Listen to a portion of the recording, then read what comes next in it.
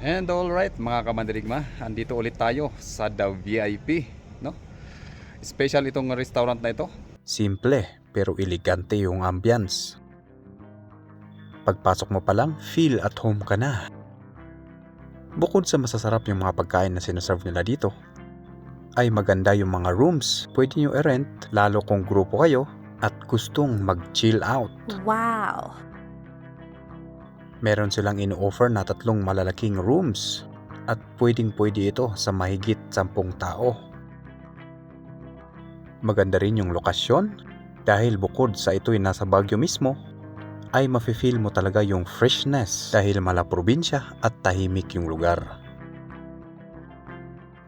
Pwede ka ditong magmuni-muni at kalimutan sandali ang kung anong bigat na iyong nadarama sa iyong buhay. And so ano pang hinihintay ninyo? Pasyalan na natin ang The VIP Cafe and Restaurant. Doon lang yan sa Quezon Hill. So kita-kits tayo doon. Hanggang sa muli, mabuhay po at ingat po tayong lahat.